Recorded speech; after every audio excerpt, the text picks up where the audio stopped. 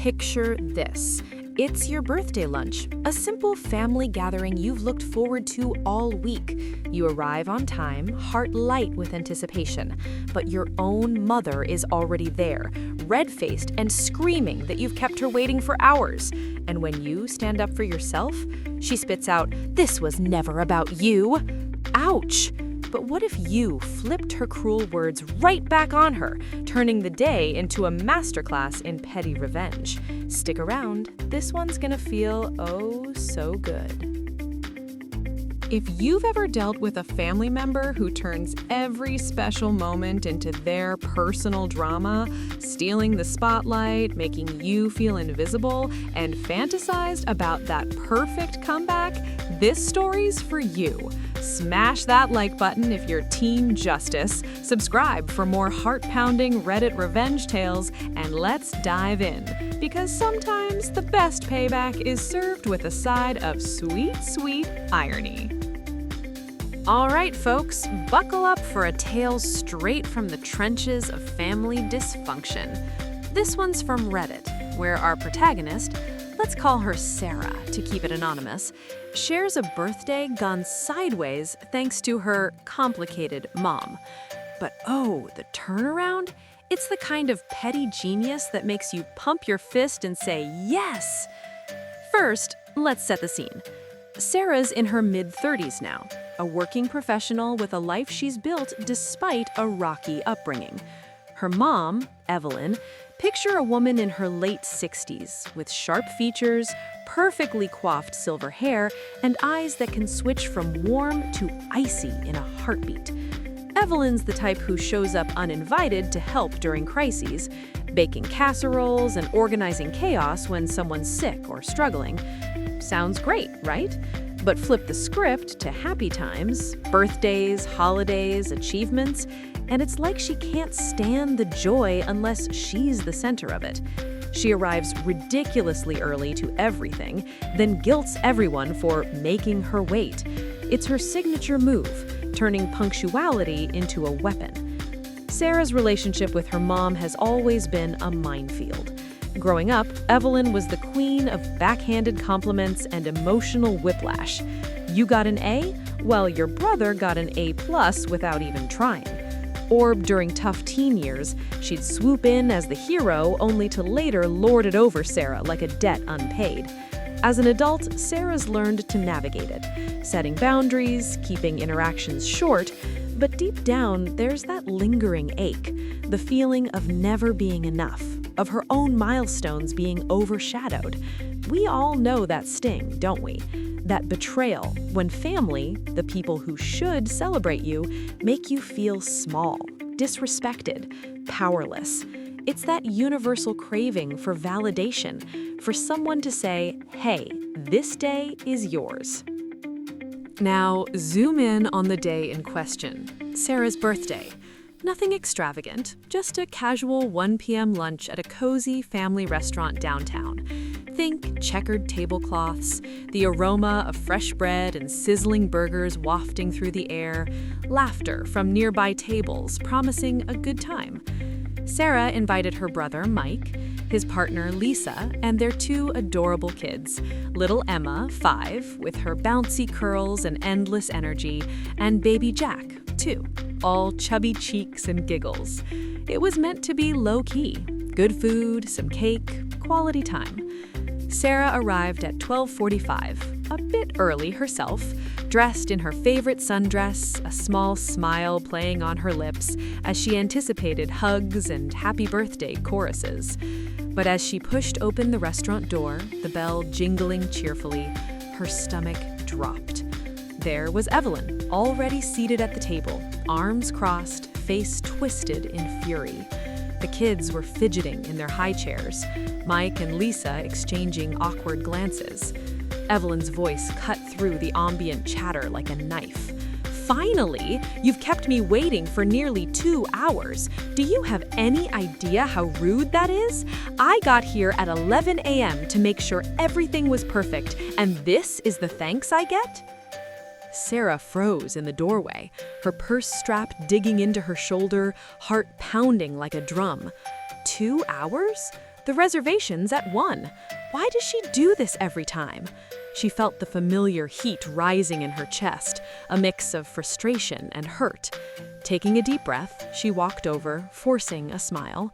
"Mom, hi, the lunch starts at 1.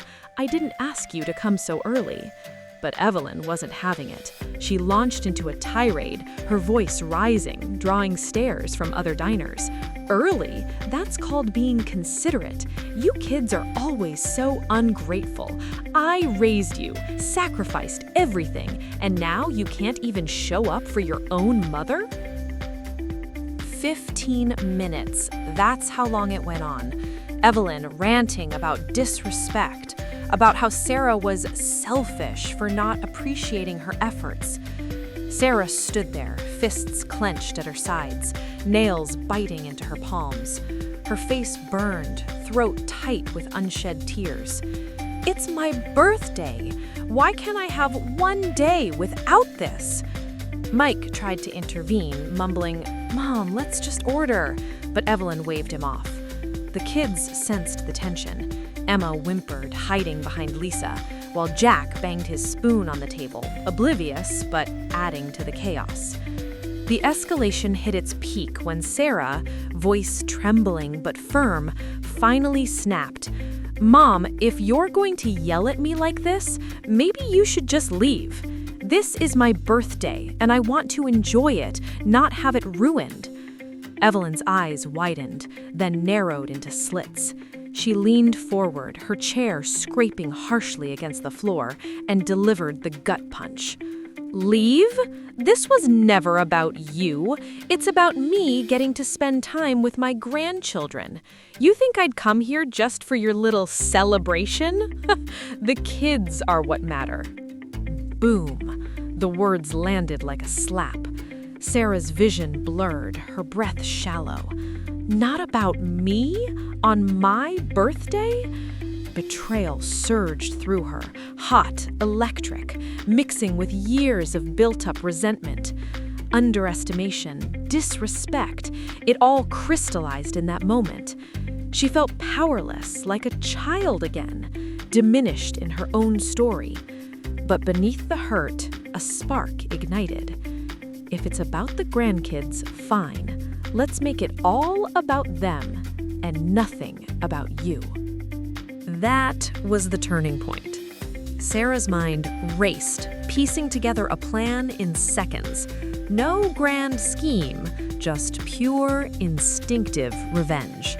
She straightened her shoulders, wiped the budding tears from her eyes, and plastered on a bright, determined smile. She wants the kids? I'll give her the kids by taking them all for myself. Turning to Mike and Lisa, she said sweetly, "Hey, why don't we shake things up? I'll handle the kiddos today. You two relax." Mike raised an eyebrow but nodded, sensing the shift. Execution was swift and surgical. Sarah scooped up Jack, bouncing him on her hip, his tiny hands grabbing at her necklace as she cooed, "Who's my favorite little guy? Auntie Sarah's got you." Emma's eyes lit up when Sarah knelt down, whispering, "Wanna play restaurant adventure with me?" They moved to a nearby booth, close enough for Evelyn to see, but far enough to isolate her. The air filled with giggles, Emma ordering imaginary ice cream, Jack clapping along. Sarah dove in, heart swelling with genuine joy amid the pettiness. She tickled them, told silly stories, fed Jack bites of applesauce with exaggerated airplane noises. Zoom, open wide! All the while, Evelyn sat stewing in the corner, her coffee growing cold. She'd try to interject, "Emma, come give Grandma a hug," but Sarah would seamlessly redirect. "Oh, we're in the middle of our game, Mom, just a sec." Short sentences ramped up the tension. Block, redirect, ignore. Evelyn's face reddened, her body language screaming frustration, arms folded tight, foot tapping furiously, lips pursed in a thin line. Mike and Lisa chatted awkwardly with her, but the focus was clear. Sarah and the kids were the party. Sensory overload amplified the drama. The clink of silverware, the sizzle from the kitchen, the warmth of Jack's pudgy hand in hers. Internally, Sarah's thoughts churned. This feels good. Wrong? Maybe. But she started it. For once, I'm in control. Fears flickered. What if this blows up the family? But determination won out. No, she earned this. I deserve a win. The lunch stretched on, Evelyn's attempts growing desperate. "Let me hold Jack," she'd snap. Sarah's response, a cheerful, "He's comfy here, Mom. We're bonding." Dramatic dialogue cut through. Evelyn huffed, "This is ridiculous." Sarah shot back, calm but pointed, "You said it was about the grandkids, so here we are." And then the payoff. As dessert arrived, a slice of chocolate cake with a single candle flickering, Sarah gathered the kids around her. "Happy birthday to Auntie," Emma sang off-key, Jack smearing frosting on his face. Evelyn watched from her isolated spot, her expression crumbling from anger to shock, then humiliated defeat. She slammed her napkin down, muttering, "Fine, if that's how you want it," but stayed put, pouting like a child denied a toy. No grandkids for her, just the bitter taste of her own words. For Sarah, it was pure release. Laughter bubbled up, real and freeing, washing away the earlier pain. Relief flooded her veins, triumph sparking in her chest. Finally, validation. She sees she can't control everything. The justice? Earned, satisfying, a quiet roar of, "I matter." This story hits home because family revenge isn't always fireworks. Sometimes it's reclaiming your space. Karma whispers, treat people right or watch your words bite back. What about you? Ever turned a bad situation into petty gold? If this birthday payback had you grinning from ear to ear, hit that like button and share in the comments what's your wildest family revenge story. Subscribe now for more Reddit tales of justice served. You won't want to miss the next one. Thanks for watching.